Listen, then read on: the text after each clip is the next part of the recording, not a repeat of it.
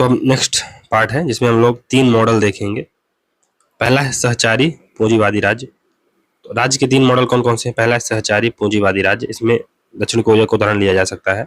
ये राष्ट्र है, इसका लक्ष्य क्या होता है? ये तीव्र औद्योगिकरण पर फोकस करते हैं, रैपिड इंडस्ट्रियलाइजेशन पर इनका फोकस रहता है। और इस श्रम का दमन करेंगे ही क्यों? क्योंकि अगर आपको रैपिड इंडस्ट्रियलाइजेशन करना है, इंडस्ट्रीज को आपको प्रॉफिट देना है, तो कहीं ना कहीं आपको श्रम को तो दबाना पड़ेगा ही। फिर नवपैतृक राज्य, तो नियो पैटर्निस्टिक स्टेट है ये, नाइजीरिया और ब्राजील जैसे देश। ये वही है, पुराने जो गोरे थे उनकी जगह अब ये नए गोरे आ चुके हैं, पुरानों की जगह नव देशी अब जनों का शोषण अब स्टार्ट हो जाता है। खंडित बहुवर्गीय राज्य, तो इसको आप भारत के संदर्भ में देख सकते हैं। खंडित बहुवर्गीय राज्य ये आधुनिक राज्य है, इसमें कई वर्ग होते हैं, इसमें कई वर्ग हैं, इस भारत में कई वर्ग हैं। लोक कल्याण एवं पुनर्वितरण राज्य का मुख्य उद्देश्य रहेगा। तो 1950 के बाद भारत में लोक कल्याण और पुनर्वितरण के कार्य किए गए। फिर स्वतंत्र विदेश नीति रहेगी, भारत की स्वतंत्र विदेश नीति थी, नैम था भारत के पास। फिर लामबंद नागरिक व कमजोर सत्ता संस्थान थे, तो व्यक्तियों का ज्यादा प्रभाव था, ज्यादा हड़तालें होती थी और जो सत्ता संस्थान थे वो कमजोर थे। शक्ति का बिखराव था और स्टेट लेड डेवलपमेंट था, स्टेट ही डेवलपमेंट को गाइड करती थी। जैसे भारत में पंचवर्षीय योजनाएं हो गई थी, फिर जब एलपीजी का मॉडल भी आया तो स्टेट ने ही उसको गाइड किया था। फिर उपाश्रित स्टेट या सबाल्टन, तो ये जो सिद्धांत है ये 1980 के दशक में सामने आया। वैसे सबाल्टन का अगर मीनिंग देखा जाए तो ये बेसिकली मिलिट्री में नीचे के ओहदे का अधिकारी होता है। जो सबाल्टन किसे कहते थे बेसिकली पहले जमाने में, तो जो मिलिट्री का सबसे नीचे ओहदे का जो अधिकारी होता था उसे क्या कहते थे? सबाल्टन। लेकिन अगर वर्तमान संदर्भ में सबाल्टन का अर्थ देखा जाए तो इससे जो दबे कुचले लोग हैं, जो बॉटम ऑफ द पिरामिड में हैं, जो पंक्ति के अंतिम कगार में खड़े हुए व्यक्ति हैं, उनसे लगाया जाता है इनका मतलब। तो ग्रामसी ने इस शब्द का प्रयोग समाज के शोषित सर्वहारा वर्ग के लिए किया था। यह थोड़ी दक्षिण एशिया के उन इतिहासकारों ने दी है जो इस समाज का पूंजीवाद व मार्क्सवाद से इतर अध्ययन करना चाहते हैं। ये उत्तर उपनिवेशिक समाज का आम जनता से संबंधित इतिहास लिखना चाहते हैं। ये दलित, शोषित, किसान, मजदूर का आदि हास्याकृत वाले वर्गों का इतिहास लिखना चाहते हैं। बेसिकली ये दलित, शोषित, किसान, मजदूर, यहाँ पर नारियों को भी अगर देखा जाए तो आया जा सकता है का ऐसे वर्ग जो हास्याकृत हैं उनका इतिहास ये लिखना चाहते हैं। राष्ट्रवादी इतिहासकारों को ये अभिजन, एलिट इतिहासकार कहते हैं। जो राष्ट्रवादी इतिहासकार हैं, जो नेशनलिस्ट इतिहासकार हैं, इनको ये क्या कहते हैं? एलिट कहते हैं और अपने आप को सबाल्टन थिंकर कहते हैं। फिर सबाल्टन ये उपासितता की अवधारणा उत्तर उपनिवेशवाद व मार्क्सवाद से जुड़ी हुई है। प्रति विश्व के देशों में रहने वाले वंचित तबके के लोग इस अध्ययन के केंद्र में आते हैं। कॉन्सेप्ट क्या है उसको देख लेते हैं। तो इस अवधारणा की समझ के लिए प्राचीन रोम के वर्गीय इतिहास, मार्क्सवाद व ग्रामसी को समझना आवश्यक होगा। तो सबाल्टन एक सैन्य शब्दावली है। बेसिकली ये क्या है? एक सैन्य शब्दावली है। तो सेना में निचले तबके के कार्मिक जिनकी निर्णय प्रक्रिया में कोई भागीदारी नहीं होती थी, उपाश्रित कहलाते थे। एक सामाजिक वर्ग के रूप में इस शब्द की उत्पत्ति का श्रेय इटली के नव मार्क्सवादी विचारक ग्रामसी को जाता है। प्राचीन रोम में समाज के 2 भाग थे, पहला पैट्रिशियन, दूसरा प्लेबियंस। पैट्रिशियन और प्लेबियंस। तो पैट्रिशियन सत्ता से जुड़ा उच्च तबका था, इसके पास प्रभुत्वकारी शक्ति थी। प्लेबियंस गैर प्रभुत्वकारी व दमित वर्ग था। कार्ल मार्क्स ने भी इतिहास की भौतिकवादी जो व्याख्या की है, व्याख्या में इतिहास के प्रत्येक चरण में 2 वर्ग बताए हैं, एक शोषित, दूसरा शोषित। तो जब दास समाज था तो स्लेव शोषित थे और जो मास्टर थे वो शोषण करता थे। इसी प्रकार जब पूंजीवादी समाज आया या सामंती समाज था, वहां पर सामंत शोषण करता थे और जो मजदूर थे या जो सर्व्स थे जो वहां पर काम किया करते थे वो क्या थे? वो शोषित थे।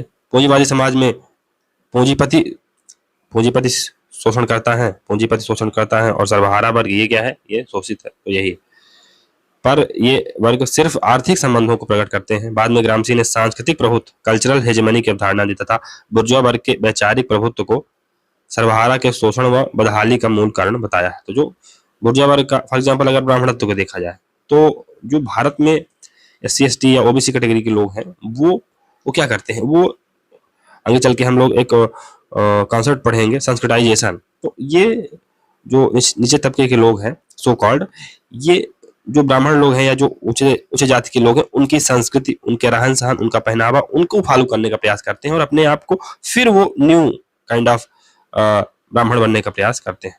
ये बात है। फिर 1980 के दशक में उत्तर उपनिवेशिक देशों के समाज, राजनीति व इतिहास का अध्ययन करने के लिए सबाल्टर्न की अवधारणा आई। इन्होंने उत्तर उपनिवेशिक देशों के समाजों को दो भागों में बांटा। पहला कुलीन या प्रभुत्वकारी वर्ग, दूसरा सबाल्टर्न वर्ग। उपासित वर्ग में किसान, श्रमिक, जनजातियां, दलित, दिव्यांग, महिलाएं आदि आती हैं। चूंकि इस अवधारणा के मूल में दलित व वंचित तबके के लोग हैं, अतः इसे दलित या अधीनस्थ लेखन भी कहा जाता है।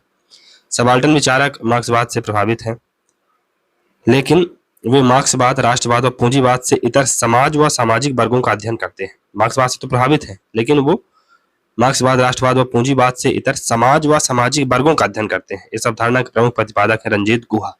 रंजीत गुहा का मानना है कि भारतीय समाज को पारंपरिक सामाजिक वर्गों, जाति या धर्म के आधार पर उत्पादन संबंधों, बुर्जुआ सर्वहारा की बजाय कुलीनों व आम लोगों में विभाजित समाज के रूप में देखा जाना चाहिए। सबाल्टर्न विचारक राष्ट्रवाद व जातीय अस्मिता की पहचान के खिलाफ हैं। ये भारत में राष्ट्र की अवधारणा को एक भ्रामक प्रत्यय मानते हैं। यह धारणा बेनेडिक्ट एंडरसन की कल्पित इमेजिन्ड कम्युनिटी की अवधारणा से प्रभावित है। गैथरी स्पिवाक के अनुसार उपासिता पहचान के बिना एक स्थिति है। Subalternity is a position without identity. तो उपासिता क्या है, यानी जो हम सबाल्टर्न में हैं, जो हम दबे कुचले लोग हैं, ये पहचान के बिना एक स्थिति है कि इनकी कोई आइडेंटिटी नहीं है। बेसिकली बात ये है। तो भारतीय स्वतंत्रता संग्राम के बारे में सबाल्टर्न विचारकों का कहना है कि यह राष्ट्रीय आंदोलन नहीं था। स्वतंत्रता संग्राम आम जनता द्वारा लड़ा गया। कांग्रेस के अधिकांश नेता तो अभिजन वर्ग के थे, जिनका कोई बड़ा योगदान नहीं था। जो एलिट सेक्शन था, वो चाहे नेहरू हो गए, चाहे इवन गांधी जी जिनको यमन राव क्रिटिसाइज करते हैं। फिर जो शुरू के जो मॉडरेट्स थे, एक्सट्रीमिस्ट थे, वो सभी एलिट सेक्शन से कहीं ना कहीं बिलोंग कर रहे थे। इनका मानना है कि राष्ट्रवादी इतिहासकार, यहाँ तक कि मार्क्सवादी इतिहासकार भी अभिजन वर्ग यानी एलिट क्लास के इतिहासकार रहे। चेतना की स्वायत्ता, इंडिपेंडेंस ऑफ कॉन्शियसनेस, जहां परंपरागत धारणा यह मानती है कि आम जन व दमित वर्गों का अपना विवेक नहीं होता, उनके पास स्वायत्त और स्वतंत्र चेतना नहीं होती, बल्कि वो अभिजन वर्ग के नेताओं व राजनीतिक संगठनों के इशारों पर चलने वाली कठपुतलियां होती हैं। आम आदमी पेट से सोचने वाला होता है, ना कि दिमाग से सोचने वाला होता है। आम आदमी को जहां रोटी मिल गई, वो उसी को श्रेष्ठ मानता है और उसी कार्य को करने लगता है। वो दिमाग से नहीं सोचता मेरा हित क्या होगा, मेरा आगे का क्या होगा। उसको लगता है पहले मेरा पेट भर जाए। क्यों? क्योंकि उसकी जो प्राथमिक आवश्यकताएं हैं, रोटी, कपड़ा, मकान, वही नहीं पूरी हो रही हैं, तो वो बुद्धि लगाएगा कहाँ? उसकी सारी बुद्धि तो रोटी कमाने में लग गई ना। जबकि सबाल्टर्न तबके के समर्थक विचारकों का मत है कि इसके, है ना, जबकि समर्थक तबके के जो विचारक हैं, उनका मत इसके विपरीत है। उनका कहना है कि आम जन की चेतना स्वतंत्र व स्वायत्त चेतना होती है, स्वयं की निर्णय क्षमता होती है। उपासित वर्ग की चेतना नेतृत्व या संगठन प्रदान करने वाले राजनीतिक दलों से अपेक्षाकृत स्वायत्त होती है। भारतीय स्वतंत्रता संग्राम में भी यह देखा गया है कि महात्मा गांधी के नेतृत्व में चलने वाले जन आंदोलन अनेक अवसरों पर गांधीवादी सिद्धांतों से अलग हुए। विचारक रंजीत गुहा हैं, पार्था चटर्जी हैं, ज्ञानेंद्र पांडे हैं, शहीद अमीन हैं, फिर शशि थरूर है, गायत्री स्पिवाक है, सुदीप्तो कविराज है। स्मिथ सरकार बाद में इस समूह से असहमत हो गए हैं। इस समूह से, हालांकि शुरू में वो इसके समर्थक थे। तो रंजीत गुहा को देख लेते हैं। तो सबाल्टर्न अवधारणा के दक्षिण एशिया के संदर्भ में प्रतिपादक रहे हैं। ये सबाल्टर्न स्टडी ग्रुप के मुखिया हैं। एसएसजी भारतीय समाज को अभिजन, एलिट व आमजन में बांटती। इनकी जो महत्वपूर्ण पुस्तकें हैं वो है, पहला है elementary aspect of peasant insurgency in colonial India, ये 1983 में आती है। Elementary aspect of peasant insurgency in colonial India. फिर dominance without hegemony colon history and power in colonial India, 1998 में आती है book. The small voice of history. फिर पार्था चटर्जी की पुस्तक है the nation and its fragment, 1993 में आती है। गायत्री चक्रवर्ती स्पिवाक, ये नारीवादी लेखिका हैं, कोलंबिया विश्वविद्यालय में प्रोफेसर हैं। इनका प्रसिद्ध लेख है कैन सबाल्टर्न स्पीक, 1988 में ये आता है, कैन सबाल्टर्न स्पीक। तो अब हम लोग दोस्तों निष्कर्ष की ओर बढ़ते हैं। राज्य आवश्यक बुराई है, नेसेसरी इविल है। ये नकारात्मक उदारवादी, स्वेच्छातंत्रवादी व उपयोगितावादी मानते हैं। आवश्यक बुराई है, ये आधुनिक उदारवादी, कल्याणकारी, समतावादी और समाजवादी मानते हैं। और राज्य अनावश्यक बुराई है, ये अराजकतावादी व साम्यवादी मानते हैं। राज्य के अन्य प्रकार व भूमिका, other types and roles of state. तो पहला है विभिन्न राज्यों के रूप निम्नलिखित हैं। पहला राष्ट्र राज्य, तो ये भौगोलिक एवं भावनात्मक रूप से सुगठित राज्य। राष्ट्र राज्य क्या है?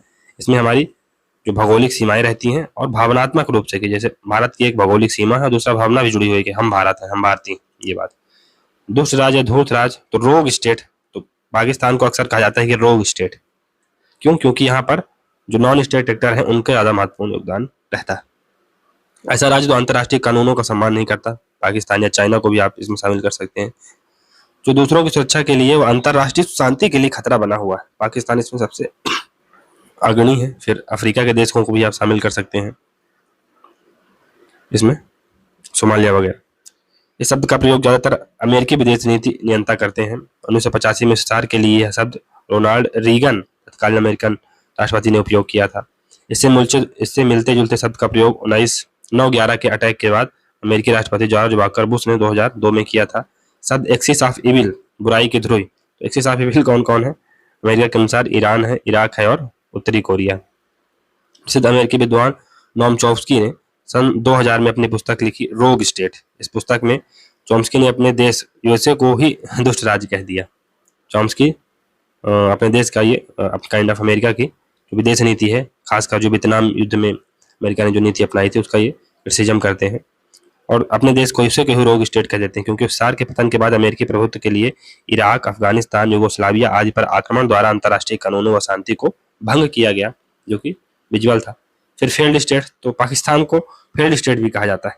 ऐसे राज्य जो संप्रभुता की शर्तों के निर्वाह में असफल हो, अर्थात जिन देशों की सरकारों का अपने भूभाग पर पूर्ण नियंत्रण न हो, जो अपने नागरिकों के कल्याण में असमर्थ हो और अंतर्राष्ट्रीय स्तर पर अंतःक्रिया में विफल हो। तो इसमें मोस्ट प्रोबेबली आप अफगानिस्तान जैसे देशों को भी रख सकते हैं।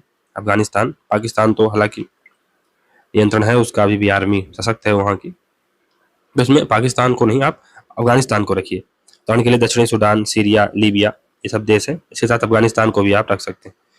मैक्स वेबर के शब्दों में ऐसे राज्यों में मौजूद राज्य संरचनाएं बल के प्रयोग का एक वैधिक एकाधिकार स्थापित करने में असमर्थ होती हैं। ये राज्य शक्ति की सबसे बुनियादी आवश्यकता, घरेलू व्यवस्था और व्यक्तिगत सुरक्षा को बनाए रखने में असफल हो जाती। इंटरनल जो सिक्योरिटी है उसको ये मेंटेन नहीं कर पाती। दो गुट या लोग आपस में लड़ते झगड़ते रहते हैं और ये सरकारें केवल मुंह देखती रहती हैं। एक विफल राज्य एक ऐसा राज्य है जो अपने क्षेत्र के भीतर बल के प्रयोग पर एकाधिकार करके घरेलू व्यवस्था सुनिश्चित करने की भूमिका निभाने में असमर्थ होता है। वही कुल मिला के कानून का राज नहीं है यहाँ पर। विफल राज्य व्यवहारिक राजनीतिक इकाइयों के रूप में काम करने में सक्षम नहीं होते, क्योंकि उनके पास कानून व व्यवस्था की विश्वसनीयता नहीं होती। विफल राज्य व्यवहारिक आर्थिक इकाइयों के रूप में काम करने में सक्षम नहीं है, वे अपने नागरिकों को बुनियादी कार्यशील ढांचा प्रदान करने में असमर्थ होते हैं। अमेरिकी विद्वान नोम चॉम्स्की ने 2006 में पुस्तक लिखी फेल्ड स्टेट। इस पुस्तक में उन्होंने अपने देश को ही विफल राज्य कहा, और क्योंकि वह अपने शक्ति का दुरुपयोग कर रहा है जो पूरे विश्व व स्वयं अपने नागरिकों के लिए खतरा बना हुआ। 2004 में फ्रांसीसी फुकुयामा ने पुस्तक लिखी स्टेट बिल्डिंग, जिसमें इराक, अफगानिस्तान जैसे विफल राज्यों को अच्छा नहीं माना गया। कूपर ने पूर्व आधुनिक दुनिया, प्री मॉडर्न वर्ल्ड को उत्तर औपनिवेशिक अराजकता की दुनिया, वर्ल्ड ऑफ पोस्ट कॉलोनियल कयोस के रूप में चित्रित किया। दुनिया के अधिकांश सबसे कमजोर राज्य उप सहारा अफ्रीका में केंद्रित हैं। उदाहरण के लिए सोमालिया हो गया, रवांडा हो गया, सीरा लियोन हो गया, लाइबेरिया हो गया, कांगो गणतांत्रिक गणराज्य हो गया। लाइबेरिया विफल राज्य का सही उदाहरण है। इन्हें अर्ध राज्य या क्वाजी स्टेट या विफल फेल्ड स्टेट के रूप में देखा जा सकता है। परिधीय राज्य पेरिफेरी स्टेट, यह टर्म उन राज्यों के लिए प्रयुक्त किया जाता है जो थर्ड वर्ल्ड के हैं। राउल प्रेबिस, एजी फ्रैंक, समीर अमीन, वालरस्टीन आदि विद्वान जिन्होंने डिपेंडेंसी थ्योरी दी थी, निर्भरता का सिद्धांत दिया था, उन्होंने विकसित देशों को केंद्र, जो विकसित देश थे फॉर एग्जांपल यूरोप और यूएसए के जो देश थे, या अमेरिका के, उत्तर अमेरिका के जो देश थे, उनको ये केंद्र कहते हैं, कोर स्टेट कहते हैं। और जो विकासशील देश थे उन्हें पेरिफेरीज कहते हैं, क्योंकि ये विकासशील देश अपनी तकनीक व आर्थिक विकास के लिए विकसित देशों यानी सेंटर का चक्कर लगाने को मजबूर है। इन राज्यों में मेंसी के कठपुतली शासक हैं। ये नव साम्राज्यवाद या नव उपनिवेशवाद से पीड़ित राज्य हैं। अब है अति विकसित राज्य, ओवर डेवलप स्टेट। तो इस शब्दावली का प्रयोग मार्क्सवादी विचारक हमजा अल्वी ने किया है। उनकी पुस्तक का क्या नाम था? State in post colonial society, Pakistan and Bangladesh, उत्तर औपनिवेशिक समाज में राज्य। हमजा अल्वी के अनुसार औपनिवेशिक काल में अंग्रेजों ने सेना व नौकरशाही का विकास किया और कराची जैसे शहरों का विकास किया। स्वतंत्रता के बाद यहाँ असंतुलन बना हुआ है। सत्ता का पलड़ा आज भी सेना व नौकरशाही मिश्रण की ओर झुका हुआ है।